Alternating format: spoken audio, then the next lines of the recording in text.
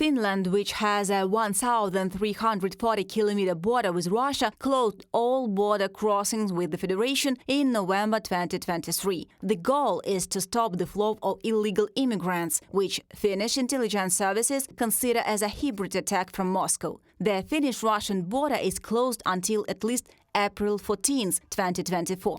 According to the latest report from the Finnish security police, the threat at the border remains long-term, as well as cyber attacks by Russian intelligence services, the report says. At the same time, the Finnish department is confident that the country's accession to NATO has had a positive impact on the situation. NATO membership protects Finland from harsh measures. Russia has already shown its dissatisfaction with Finland's changed foreign and security policies. For example, by changing the way border guards operate on the eastern border.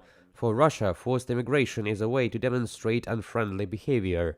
This is long-term. After all, for Russia this is an easy way to keep Finland on its toes. The threat of Russian intelligence and influence remains high. According to analysts at the American Institute for the Study of War, Russia is certainly preparing for a large-scale armed conflict with NATO. This is evidenced by its financial, economic and military indicators. Polish President Andrzej Duda also emphasized that Putin is intensifying efforts to transfer the Russian economy to a war footing, to be able to attack NATO as early as 2026 or 2027. I think that Putin, if he had not planned aggression against Western countries, he certainly would not have created and recreated the Leningrad and Moscow military districts. After all, it is obvious that in Soviet times these districts were intended to wage an aggressive war in the direction of Northern Europe or the countries of the central and northeastern part of the European continent.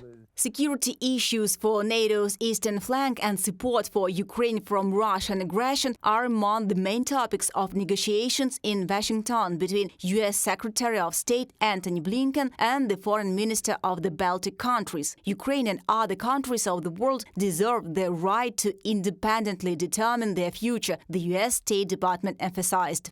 These three allies have been leaders in NATO, contributing significantly to their defense budgets, leading the way in NATO, and also leading the way in support for Ukraine at a time when that support is absolutely vital. And I think it's a recognition on the part of all three countries, as well as the United States, of what the stakes are when it comes to our support for Ukraine. Stakes that go beyond even Ukraine itself.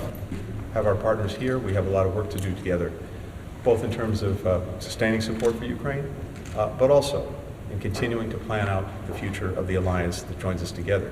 We are deeply united in our basic values: freedom, democracy, the rule of law.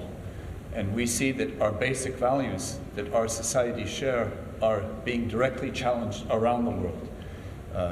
Notably in our region, it's Russia's war of aggression against Ukraine. We're going into the third year.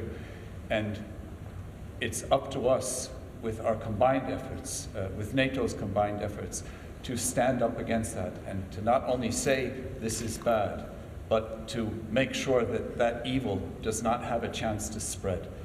Deterrence, a long-term strategy, also with dealing with an aggressive Russia. This is what we have to strive towards. The Pentagon assured that the United States is ready to adhere to its obligations within NATO, in particular to protect allied countries in the event of a threat of attack by the Federation. What I can tell you is that what this administration has said repeatedly is that we will defend every inch of NATO. Should a NATO ally be attacked, we certainly don't want to see that, but we will defend every inch of NATO. The priority for the United States remains to provide Ukraine with the necessary means of combating Russian aggression, the press service of the U.S. Department of Defense emphasized. As stated by Speaker of the U.S. House of Representatives Mike Johnson, Congressman will soon begin discussing an aid package for Ukraine and other allies. At the nub of American publications write, this will probably happen no earlier than April 8th, when legislators return to work after the spring break. Reported by Anna Nichenko, Kristina Dubrovska, UATV News.